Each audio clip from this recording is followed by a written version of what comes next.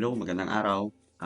We will solve a problem na masasabi kong all in na. Nandito na yung pagkuha ng centroid sa composite area. When you say composite area is yung pinagsama-samang mga areas, no? Either it will be added or it will be deducted. So, yan yung ating sample. Tapos, kukunin na rin natin yung moment of inertia of the shaded area, okay, to the given x and y axis. Okay, this is the given x and y axis. At the same time, pag nakuha natin yung centroid nung shape na ito, kukunin na rin natin yung moment of inertia ng shaded part or shaded area doon sa centroidal axis. So magkakaroon kasi tayo ng centroidal axis banda dito. So tansya natin, nandito yung centroid niya. Okay?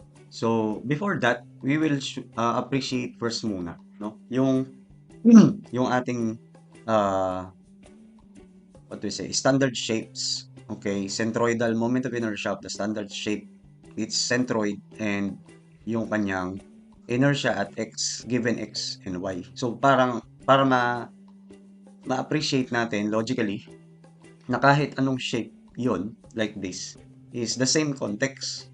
So like in a shape of a rectangle, meron siyang centroid. So yun niya yun. Pinuha natin yung centroid niya as b over 2 tsaka h over 2. And pinangalanan natin yan ng y prime, no? Yung y prime axis, meaning this is the centroidal axis at y. Okay? While this horizontal red is your x prime, which is the centroidal axis at x. Now, the common x and y axis is placed here at its sides, bottom and side. So, ibig sabihin, pwede kang manguha ng moment of inertia at common y, common x. And ang sagot doon is yung bh cube over 3 kapag sa ix and another b cube h naman over 3 sa y. So that is proven and derived na po. Pag kukuha ka naman ng centroidal axis or centroidal moment of inertia, makikita nyo sa subscript ix prime. Tapos may bar. Ibig sabihin, centroidal moment of inertia yun. No? It is the standard or proven formula, bh cube over 12, which is the familiar one for rectangle. B cube h naman kapag iy prime. Okay? So, kung titingnan din natin, when we say base, no, the base of the rectangle is here. Yan. So, ibig sabihin, dinerive ito, mga standard formulas na to, base sa orientation niya. This is the original orientation. So, possible kasi na itong, for example, itong triangle, this is the original orientation when this formula was derived. So, yung ating ix prime sa triangle, ibig sabihin centroidal x, no, is bh cube over 36. The same, halos para sila ni rectangle, nagkaiba lang sila ng denominator. So, meaning, kapag pinatayo ko ito, it's the same, pag pinatayo ko yung triangle, let's say, the orientation became like this. Yan. So, if this is your centroid, ibig sabihin, this is your 1/3. Okay, this is your centroid po, no? Yan. And this is your base, this is your height, no? Para hindi tayo malito. So, this is 1/3 of the base. Then, if you get the centroid here, this is 1/3 of the height. Yan, parallel to the length, di ba? Yan yun. So, kung ito yung magiging bago mong x prime, at ito yung magiging mong bagong y prime, dahil centroidal na nga ito yung centroid. Tama po. So, ano ang magiging ix prime mo? Okay? So, parang ganito lang din yan. Pattern lang. So, this is your x prime. Ang parallel sa x prime is b. Diba? So, b, okay, susundan mo to. Okay? So, b, h cube over 36. So, parehas pa rin. b, h cube over 36. Basta tatandaan mo, kapag triangle, kung ano yung parallel sa x prime, yun yung nandito. Hindi siya naka-cube. Okay? Nagigets natin yan ha. Yung y prime naman, kung ano yung parallel sa y prime, yun yung hindi naka-cube. Okay? So like this one. So b cube h over 36. Ano yung parallel sa y prime is h. So yun yung hindi naka-cube. Okay? Or in vice versa, kung ano yung parallel sa kanila, yun yung naka-cube. Ano yung perpendicular sa axis, yun yung naka-cube. Okay? Gaya nito. X prime, ang perpendicular sa kanya is h. So yun yung naka-cube. And sa y prime, ang perpendicular sa kanya is yung b. So yun yung naka-cube. Okay? So, ganyan treatment sa triangle. Walang problema sa rectangle kasi ano naman sila eh. Ayan, actually, ganyan ang treatment sa kanilang dalawa. Okay? So, huwag kayo malilito dun sa orientation. Sa bilog, walang problema sa bilog kasi the same naman. Same lang. Okay, let's proceed naman sa semicircle and the quarter circle.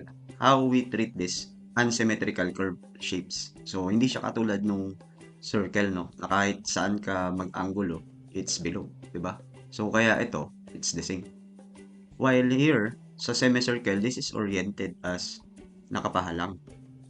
Okay, titingnan nyo lang yung original orientation niya. So, yung 0.1098 r to the fourth, which is ix prime, dito yun sinukat. Okay? So, ang orientation niya is nakaganto. Kaya, kahit itayo natin yan, like, halimbawa, nakatayo siya, kagaya sa problem natin. Yan, nakatayo siya. So, ang pattern natin, gagawa tayong pattern na, ito yung centroid niya, para hindi malito. Yan, ito yung centroid niya. Ito, pagdating sa centroid, yung sinukat nating 4r over 3 pi, nandito yon 4r over 3 pi. So, pag inikot natin siya, 90 degrees, sasama lang siya. 4r over 3 pi din. Okay? While, yung sinukat nating r, radius ng semicircle, which is ito, or ito, it's the same lang kasi diameter naman yan. So, r. So, this is your r. So, kung nakatayo na yung ating semicircle, yan pa rin yung radius niya. So, pagdating sa centroidal moment of inertia, ang pattern ganito. Para logical na lang tayo mag-isip. May pattern. So, ayan. Ayusin natin.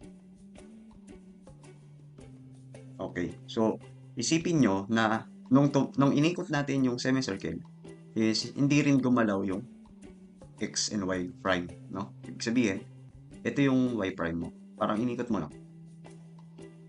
Okay? When we are dealing with the centroidal moment of inertia. So, ibig sabihin, yung iy prime is the same. Pi 8r to the fourth. Yan lang yung bagong orientation. And this is your ix prime is equal to 0.10985 r to the fourth. Gets natin? So, therefore, kapag nanguha ako, halimbawa lang, ng moment of inertia at this axis, so say x, okay, tapos at y-axis, yan, halimbawa ito yung y-axis ko, common axis. Ang gagamitin kong centroidal moment of inertia should be parallel to the reference axis. Ulitin ko kung saan ka nangunguha ng moment of inertia, dapat ang centroidal moment of inertia ng shape is parallel to that. So, sabi ko sa inyo, di ba? Ito yung iy prime or centroidal moment of inertia ng y-axis. So, ng shape, ng semicircle. So, ang gagamitin ko sa transfer formula, when I use this one, so, y prime par, ito gagamitin ko. Plus AD squared, di ba? So, kabaliktaran sa IY. So, pag nanguha na ako ng moment of inertia dito, ang gagamitin ko na is yung parallel. O di, ang parallel sa kanya is ito. So, gagamitin ko yung 0.1098 r to the fourth plus AD squared. But the orientation of D, position D, is the moment arm between those parallel lines. So, ito yun. Ito pa rin yung mga D. Walang malilito dyan. Okay? So, kaya natin nilalagyan ng subscript kapag ix ang kinukuha mo, ito ay dy. Tapos ito, dx. Okay? Same concept with the semicircle kung sakaling quarter circle kung may binigay na ganyan. Sa bilog, walang problema. Kahit ibalik-balik mo yan, itayo mo, walang problema. It's the same. So, kaya all in itong problem natin. Wala nga lang siyang quarter circle. No? So, mas magandang practice ito. So, let's begin with the centroid first. Let's get the centroid first. And later on, we will get the moment of inertia at its centroid, and the common y and x. Okay? Let's go! Let the music